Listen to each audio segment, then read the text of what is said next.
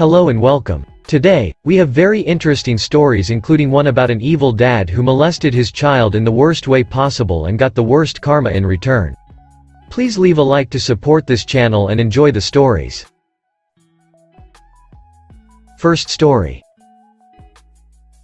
I can't believe I had to use this again. But here I am. I think this sub is for crazy mother-in-law, which my mom is and totally fits the description. I, 45 male, have been no contact with my family for 13 years now because of how they treated my wife, 53 female. As you can see, my wife is 8 years older than I am.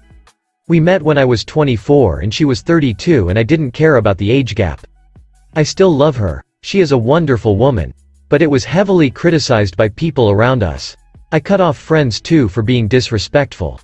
But what hurt was how my parents treated us. My mom never approved our relationship. The first time I introduced my wife to my parents, my mom made a passive-aggressive comment like, "How many eggs do you have left? I want grandchildren." I was furious. My mom was a very conservative Christian. She started spreading rumors that my wife is a witch, she is a devil. She has possessed me and going to take me away from her. My wife was surprisingly calm. She said she knew this was going to happen. I was furious. I told mom unless she decides to be nice to her I will not be in contact with her. She didn't stop. She called the priest and tried to do an exorcism on me. She made up stuff like my wife was promiscuous and slept with 300 men. I called her out on her nonsense. I know my wife is more sexually experienced than I am, obviously because she is older, but I know she didn't sleep with 300 men. She also claimed that she is after my money, which is again crazy because at that time my wife earned more than I did. She didn't even come to our wedding. Our lives went as usual. We had 3 kids. My mom called us to apologize. She cried and said she was wrong. She misses me and that she is willing to accept her, my wife. My wife encouraged me to talk to my mom more often and I did. It felt good to know my mom is finally on my side. My parents invited us to their house.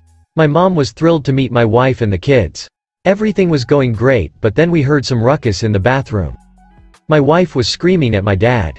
My mom was asking her to calm down and it just started a very ugly screaming match.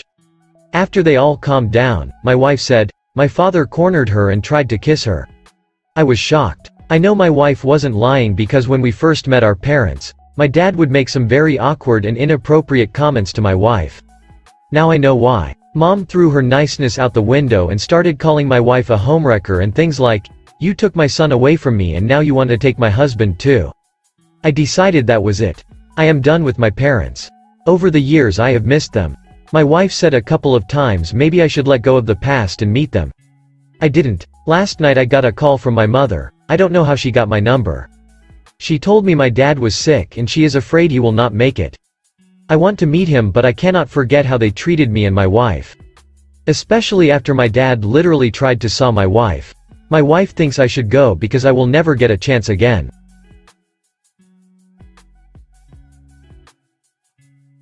P updates us. Hello, guys. Thanks for all those who supported me and gave me advice. I took your advice. I don't want to see my father. I don't think I can handle going there. I haven't talked about my relationship with my father yet. I don't know how to say it. My father wasn't abusive or anything. He did his best as a dad growing up, but he was not a good husband to me, mom. He cheated on my mom with my sister's friend when she was 20. She got pregnant and he told her to get an abortion. My mom found out and it was hell. She didn't blame my dad one bit. Instead she smeared that girl's name. She told people lies that the girl was the one who seduced my dad and she was a WH0re.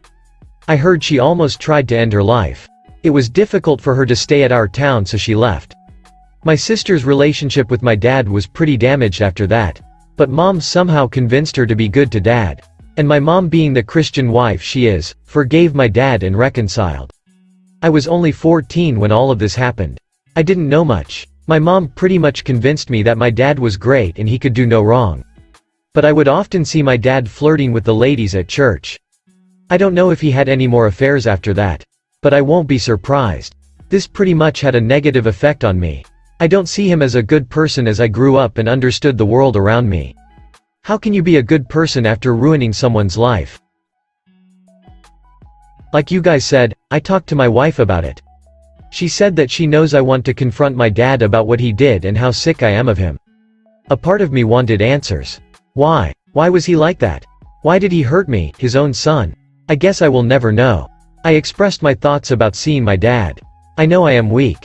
I cannot handle it. I fear it would be worse. My mom might try to blackmail me into staying with her. My wife suggested that if it was really that hard for me to confront them face to face, I could write them a letter. That's what I did. I will not go into details, but it was pretty much what I wrote in my previous post and in here.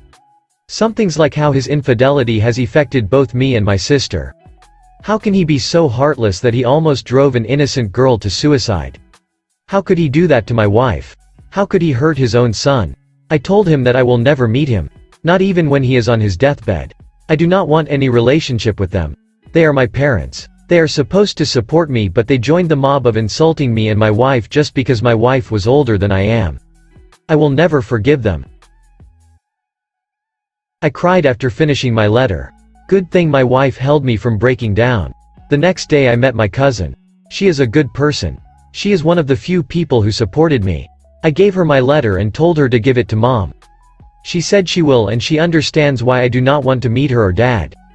That's about it. I came home to my family and cried a little more. My daughter asked if I was okay. I told her that I am. I think I should take some days off work.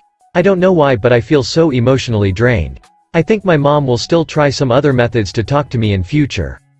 I don't know about my dad's situation yet.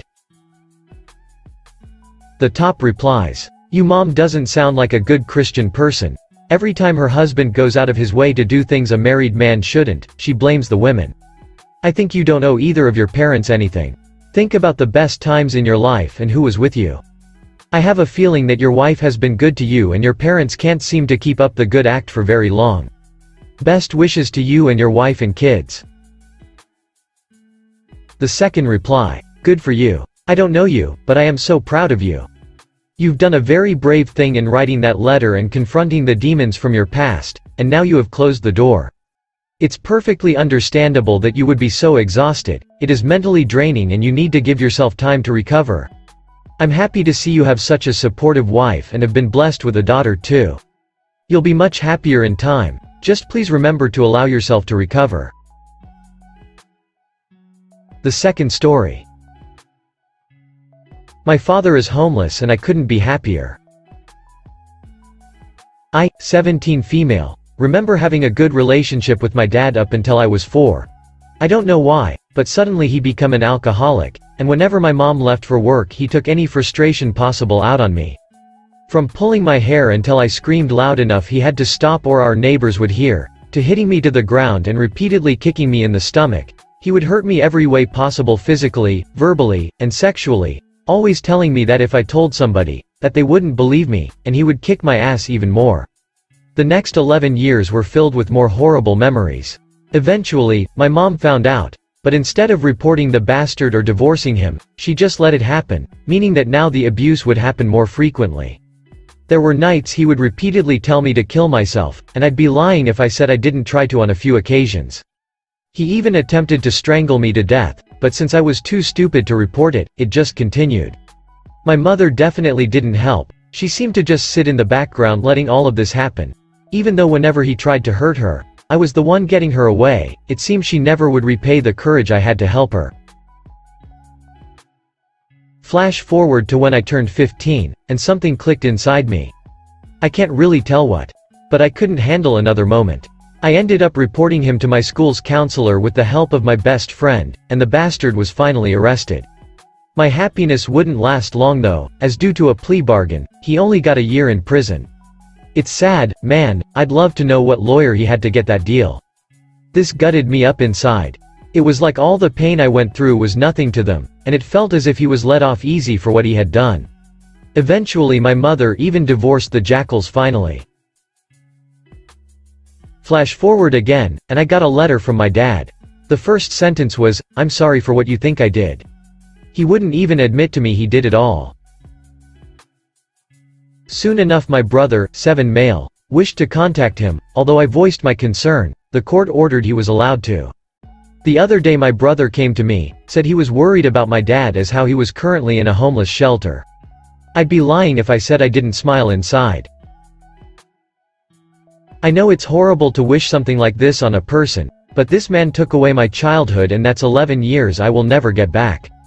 Is it wrong to wish someone who hurt you so bad also suffers? My reply. Original poster. You have no reason to feel guilty about rejoicing that your dad is homeless.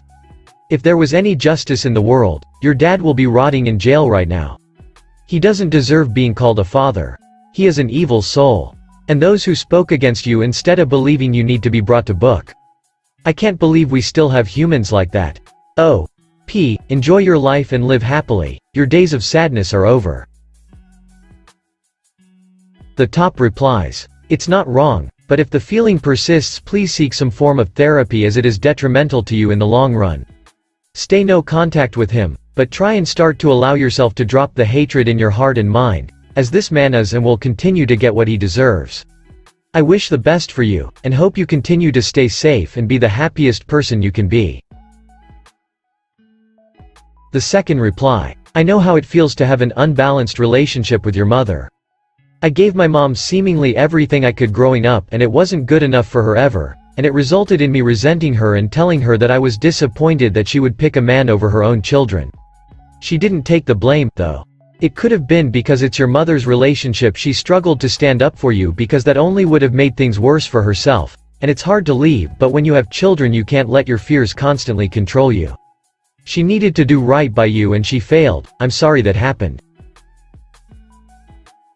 I'm sorry for what you think I did, is a classic manipulative/gaslighting tactic that abusers use when they want to gain their victims' trust back. They can say they technically apologized but didn't have to admit they were wrong or that they actually have a problem. Some people do deserve to suffer, especially people like your dad. He needs to be severely humbled. The third story. I talked to pictures of my dead dad and I'm ashamed of it. At age 9 he disappeared and we later found him in a river near my house. Due to his depression and bipolar disorder I suspect that it was his intent to die. It's been 7 years since then and I still haven't let go of it. Almost every night he's in my dreams, and he always leaves me at the end. He was the only one I could open up to as a little kid as he was around me 24/7 since he was old and my mom was at work for most of the time. I have diagnosed PTSD and depression and take antidepressants, although those do nothing more than to feel ashamed of myself for being such a miserable piece of crap. I don't go to therapy anymore because my old psychologist quit and all the other psychologists are fully booked. Trust me, I tried to reach out and all of them have declined helping me because they have too many patients to talk to. I don't have any friends except for those I met 2 years ago while playing a game or people I haven't seen in over 6 months. I can't open up to my mother anymore as she'll only shout at me and tell me not to be such a crybaby. The only friend I have is this picture of my dad on my nightstand that I talk to every evening. And it's effing miserable. I want to move on but my brain doesn't let me. It feels like a merry-go-round. After having a fairly good day, I end up in my miserable room with my miserable photo of a father who couldn't bother to look out of their child. I want these thoughts to end. The top comments. You shouldn't feel ashamed. You were 9 years old and your dad was the most important person in your life and you seem to love him very much, which is beautiful. Lots of people talk to their dead loved ones via pictures, prayers, their old phone numbers. Some even go see psychics so they can have a chance to talk to them again. If your mom talks to you like that even when you don't bring up your dad, then she's just a horrible person. If she only acts like that when you talk about him, then she might just miss him as much as you and going through what you are. If these friends you met in a game are those you consider close friends and you all have talked about personal stuff, then you could talk to them also about how you are feeling. Otherwise it might be good to try and find and make some friends at school since it seems you're lonely. Join a club or something. One day your life will be so much better and amazing, but even when that day does come, you shouldn't be ashamed to talk to your dad through his picture. He loves you and he's watching over you even now. The second comment. Hugs and support your way. There is nothing wrong with talking to your dad.